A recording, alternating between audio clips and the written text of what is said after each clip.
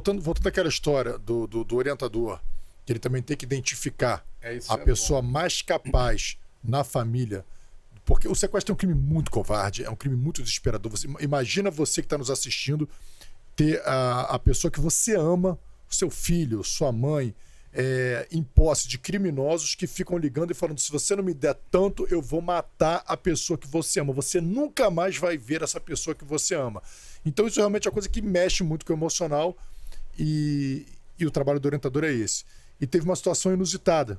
Conta essa história pra gente. Uma situação em que a gente tinha, por exemplo, você citou essa parte do desequilíbrio, né, emocional aí que você teve aí na parte da tua família. A gente pegou um caso, era de um empresário que hoje ele é bem grande aí no Rio de Janeiro, tá?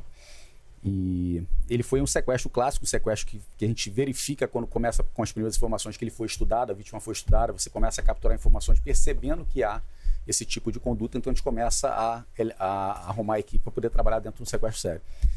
E quando se foi eleger, né, a pessoa para fazer a negociação na família, a primeira pessoa que entrou, que era a esposa, não bancou nem as 3 primeiras horas, já saiu desesperada tomando remédio, já capotou no primeiro lado. Depois a gente tentou com a mãe, com outro parente, depois veio um tio e não tinha ninguém capacitado, né, para poder fazer esse tipo de negociação.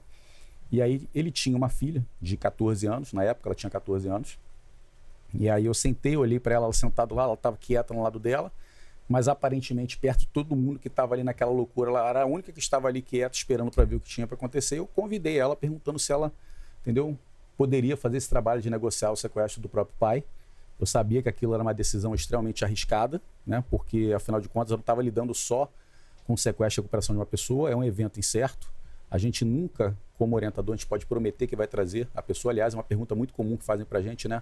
Você garante que ele vai sair vivo? E a resposta que eu costumo dar é: eu posso garantir para você que eu vou dar meus 100%. E que todas as vezes que eu já fiz, funcionou, entendeu? E os meus 100% eu garanto. O resultado final, infelizmente, só Deus pode dar. E aí eu convidei ela para participar, fiz umas perguntas para ela, fiz um teste, né? Isso foge totalmente de um protocolo, porque a gente tem um protocolo que a gente segue, né?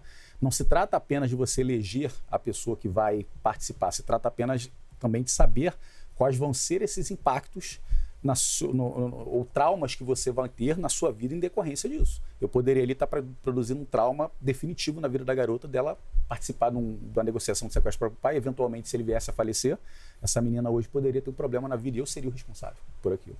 Então eu convidei ela, perguntei e falei com ela: olha só, você só vai fazer o que eu te falar para fazer, qualquer coisa que venha acontecer com seu pai, a responsabilidade é minha e você pode me culpar porque eu estou aqui para isso.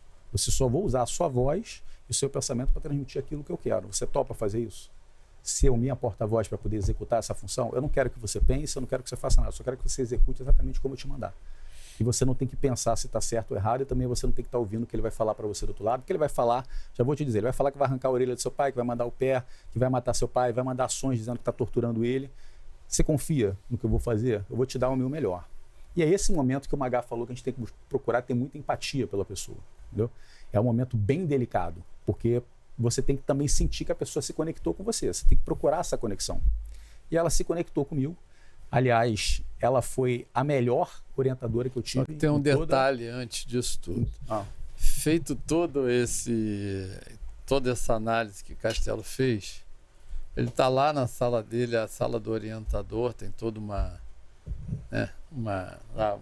os requisitos lá e tal para a família. E aí ele sai e vai lá na nossa sala, na minha sala. Pois é, deixa eu contar. Eu cheguei lá na sala do Magalhães, né? Falei, conversei. Eu já ia chegar nessa fase que tá. Aí eu cheguei, né? Fui lá na sala lá do Magalhães, né? Falei, pô, Magalhães, o que foi? Vou colocar a menina ali de 14 anos para negociar, porque ela é a única, né, que tem a capacitação, né? Que eu entendo, né? Coçou a cabeça, né? Aquela coçada na cabeça, né? Aí, aquilo que a gente falou do trabalho em equipe, né? Não existe uma decisão minha, né?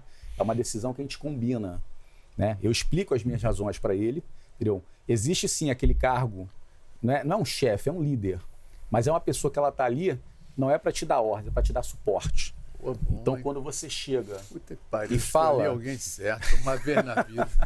Então, quando você chega e expõe, quando eu expus para ele o porquê de eu estar fazendo isso, eu falei assim, olha, eu vou ter que fugir de uma regra de protocolo, Aliás, o que faz você ser um bom orientador é você saber pensar fora da caixa quando todo mundo está pensando numa mesma linha. Falei para ele as razões, ele entendeu as minhas razões e me deu autorização para poder proceder daquela maneira. Ele não sabe contar a história. Ele é um ótimo orientador, mas ele não sabe contar. Meus amigos, desculpa, mas ele não sabe contar a história. Irmão, a verdade foi o seguinte, eu sou prolixo. Ele chegou pra mim e falou, rapaz, tu tá maluco, compadre? Tu tá maluco? É isso mesmo? Tu vai botar uma garota... Porra, tu vai botar uma garota de 14 anos. Tô pensando que você vai entrar aqui com uma solução, você vai me trazer um problema, porra. Cara, tu tá afim de fuder com a gente. Meu irmão, porra. Mas fácil jogar uma bomba nessa merda. Joga uma bomba aqui, implode tudo, vai todo mundo pro caralho, é rápido, é a morte rápida. A morte lenta é foda, amanhã tá todo mundo no Fantástico. Porra. Aí ele, mamagada, eu pego e tal. Lógico, tô fazendo uma brincadeira, mas eu falei mesmo, tu tá maluca, só pode estar de sacanagem. Aí ele expôs a colocação dele, e é óbvio que a gente... Não te convenceu, mas já tá... Não, mas aí é que tá, cara. Mas aí é que tá. Aí essa é a sensibilidade, entendeu, Rafa? É o quê? Existe um protocolo, existem etapas que têm que ser cumpridas, requisitos que têm que ser obedecidos. Mas existe, cara, olha só, cara... E se o protocolo não funcionou, pô? Então, existe toda a a confiança. investigação... Vamos lá. Entendeu? Vocês são policiais tanto quanto a gente. Né? Eu nunca deixei de ser policial. Hoje sou roteirista, porra, mas eu me considero ainda um policial, mesmo aposentado. Toda a investigação não é igual? Ela não tem um rito que você faz de procedimentos? Não é igual? E toda a investigação não é diferente, não? É igual e é diferente. Toda ela. Então, o que ocorre? É óbvio que existe um protocolo, mas você também não pode se ater ao rigor da forma. Você vai fazendo a leitura. A leitura. E aí é que vem a confiança, no profissional. Cara, naquele momento, o Castelo, não fui eu, nem o Luiz, nem o Dr. Reimão, foi ele. E eu não estou dizendo isso para agradar ele, acensar ele. Eu estou dizendo isso porque nós, como gestores lá, o Dr. Reimão como gestor máximo e a gente nas escalas inferiores, acreditávamos no nosso orientador. Então, o que ocorre? Quando ele diz que precisa ser isso, eu falo, cara, tá bom. Agora, meu irmão, tu tá entendendo o peso do que a gente vai fazer. Vai lá, segura a onda, deixa que o doutor a gente segura. A gente vai expor para ele agora... De outra forma. Agora, meu irmão, tá pronto pro tranco. E assim, aí daí você segue. Pois é, e aí teve isso, né? Eu conversei com ela, ela foi muito, muito, muito sensata para uma adolescente de 14 anos. Ela foi bem. Foi maravilhosa. Foi a melhor orientadora que eu tive em todas as etapas que eu tive. Posso dizer hoje, com certeza, que a garota de 14 anos, ela superou muita gente. Mas tu tá pensando que a emoção só acabou aí? Muita gente de 40 anos e tudo. Foi um sequestro que ele durou um razoável período de tempo. E aí teve outra intercedência, né? Que foi outro esporro lá que eu que eu tomei no Magalhães. Porque às vezes a gente tem aquela sensação... Você vai trabalhando, aquilo que o Magalhães narrou até agora, quando você começa a caminhar, em determinado momento você sente que você está caminhando para algum destino. Às vezes pode ter um toque do seu cérebro mesmo funcionar, acumulando informações, às vezes pode ter um toque espiritual também, né? E aí essa menina ela ia fazer aniversário de 15 anos numa quarta-feira. A gente já estava um tempo trabalhando, né? E, com ela, chegou na segunda-feira, ela estava super triste na segunda-feira, ela virou para mim, o Magalhães estava até na sala conversando comigo, conversando com ela virou para mim e falou assim, eu faço 15 anos daqui a 2 anos. 2 dias. 2 dias. E eu vou passar meu aniversário aqui na delegacia, né? Negociando o sequestro do meu pai, e ela começou a se emocionar com a situação, né? E do nada veio uma besteira que eu falei assim, não, fica tranquilo que no dia do seu aniversário seu pai vai estar aqui. Magalhães na sala vendo aquilo, né? Eu não sei de onde que baixou aquilo. Baixou, entendeu? Se emocionou. Eu também me emocionei. Mas na verdade, sei lá, baixou alguma coisa em mim que eu falei, o Magalhães já pegou Castelo. Vem aqui. Eu falei, não precisa nem falar, né? Já era, né? Ele falou assim, pô, como é que você promete uma coisa? Eu falei, Magalhães, bateu, saiu. Não sei por que saiu, não sei como saiu, né? E isso, tudo e tal. Ele falou, porra, puta que pariu, tô acreditando nisso. Volta lá. Conversa lá com ela, desfaz essa cagada que você fez. Eu falei assim, pô, beleza, né? Aí eu voltei com ela, conversei, tudo e tal. Eu falei, olha, a gente tá fazendo o nosso melhor, fica tranquila, né? Também não falei que não ia fazer, fiquei naquele meio. E... Se não for no aniversário desse ano, de repente pode ser ano que vem. Talvez até o Natal. Talvez, entendeu? Outra reencarnação. Pois é. O Magalhães falou pra eu voltar atrás, como é que eu vou voltar atrás numa besteira dessa? Eu tinha falado, não tinha como voltar atrás, né? Tá feito, né? Foi ali na sala do Magalhães e ele falou que talvez não, tá? Talvez não. Falou, na talvez verdade, eu não precisar tinha de mais nada, alguns isso aí dias, mesmo que tu fez A agora. gente não tinha nada. Coçou a gente cabeça, não tinha nada nada pra falar. Então, a gente já tinha uma linha de investigação instaurada, a gente estava caminhando, né, e cercando, mas a gente não tinha como precisar que aquilo fosse movimentar. Então, por uma força do divino... Tá igual aquela história do... Tá igual, rapidinho. Tá igual aquela história do camarada. Irmão, você tem 3 minutos de vida. Ô, doutor, não dá pra fazer nada, não. Se você comer o miojo... Puta que... Bom, essa foi péssima, hein? Mas, aí, beleza, né? A gente fez durante a investigação, né?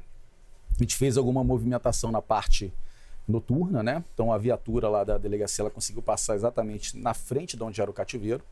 Os sequestradores se apavoraram com a situação e pela manhã do dia do aniversário da menina, eles tentaram tirar ele do cativeiro e mudar de lugar, né? Porque eles viram a movimentação e a gente estava se aproximando. Por isso que eu falo para você, não é um trabalho exclusivo de negociador, você tem toda uma equipe para chegar. Quando a gente chega no resultado, não é um negociador, não é só o delegado, é toda uma equipe, entendeu? Exatamente. Infelizmente aqui eu não posso prestigiar todos que eu trabalhei, que eu tive profissionais difícil. muitíssimos competentes que trabalham e trabalharam lá na DAS, entendeu? E ver o empenho deles nesses casos é uma coisa que até hoje me emociona. Quando você vai entrar em determinado local de sequestro, você vê 12, 15 homens, todo mundo vestido de preto, carregando sua arma, sem saber que vai voltar para casa. Isso para tirar uma pessoa de um cativeiro, isso aí emociona qualquer pessoa. Entendeu? Você trocar a sua vida por a vida de alguém que você não conhece. Isso é extremamente cativante. E aí a gente fez alguma movimentação na parte da noite, né? Eles foram fazer essa troca. O sequestrado, ele se apavorou achando que ia ser morto, então ele saiu correndo pela comunidade e aí entraram em contato com a gente capturou, resgatou ele, né? Pela parte da manhã. Eu tinha marcado com ela às 10 horas da manhã na delegacia, ela chegou na delegacia, eu só recebi a ligação que já tinham conseguiram capturar ele, botaram na viatura, mas a gente não dá notícia até ter a pessoa em mãos, né? Para ver o estado físico, como é que tá. E eu lembro até hoje dessa cena porque eu estava sentado na mesa, em cima da mesa, ela estava sentada ali, e ela falou assim, que horas você marcou para receber a ligação hoje? Eu falei assim, não, ainda estou vendo, estou esperando alguns contatos aqui.